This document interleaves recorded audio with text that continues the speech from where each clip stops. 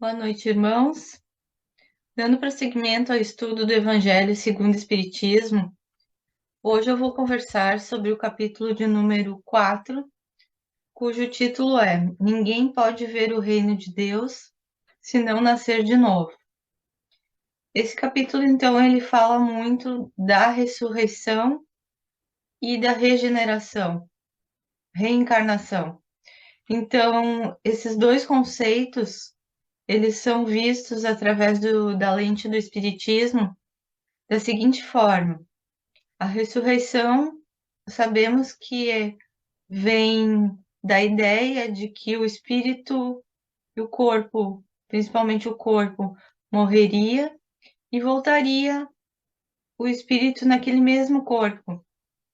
E o que a gente sabe é que é naturalmente impossível de acontecer, já que as células e as substâncias que são do próprio corpo já estariam deteriorando esse processo de decomposição. Então, nesse sentido, nós vemos que é praticamente impossível disso acontecer, de nós termos novamente aquela pessoa com o mesmo espírito e fazendo e praticando as questões do cotidiano. Então, para contrapor isso, o Espiritismo traz a questão da reencarnação, que é um dos pilares para o conhecimento da doutrina espírita. E a reencarnação, ela presume, dentro desse contexto, a volta do espírito, mas de um outro corpo, completamente diferente daquele que veio antes, mas que traz elementos e tendências também do passado, provavelmente para reencarnar e resgatar o que foi necessário resgatar. Então, nesse sentido, os dois conceitos, eles acabam falando disso. Então, sobre os laços de família, que nós vemos que são pessoas que reencarnam no mesmo núcleo familiar e que, às vezes, reencarnam por pessoas que não foram caras, que foram inimigas e que, nesse sentido, têm que aprender a conviver para superar a adversidade do passado. Então, a união e a afeição que existem entre os parentes são indício da simpatia anterior que os aproximou.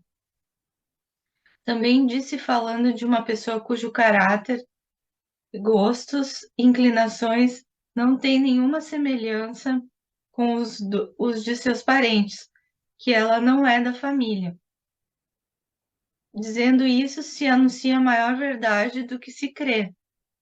Deus permite nas famílias essas encarnações de espíritos antipáticos ou estranhos, com o duplo objetivo de servir de prova para alguns e de meio de adiantamento para outros.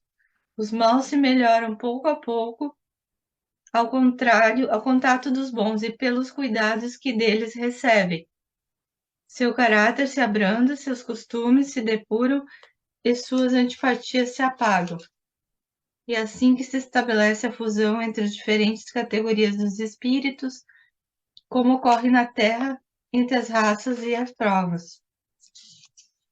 Então, a gente sabe realmente que na questão familiar, muitas vezes um pai não se dá bem com um filho, que não se dá bem também com a mãe, e se cria no núcleo familiar uma sensação de mal-estar, mas principalmente se nós entendermos esse processo de reencarnação, de resgate do que ficou em débito, nós vamos conseguir lidar melhor com isso, aprender sobre essas diferenças e esses resgates que são necessários passar porque deixamos lá atrás alguma coisa em haver.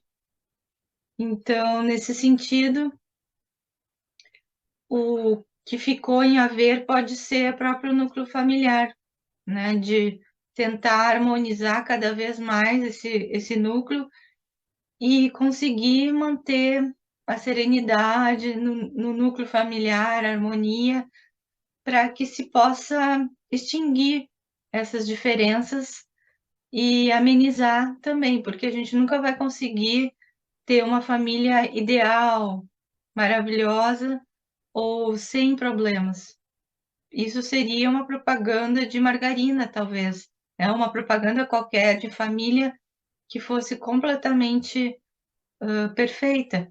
E, na verdade, a gente sabe que isso não existe, que existe sim elementos que a gente tem que se dar conta, como uma prova, como um resgate, e seguir a vida da melhor forma possível. Então, espero que vocês possam ter aproveitado para ler sobre esse capítulo de suma importância. Que assim seja.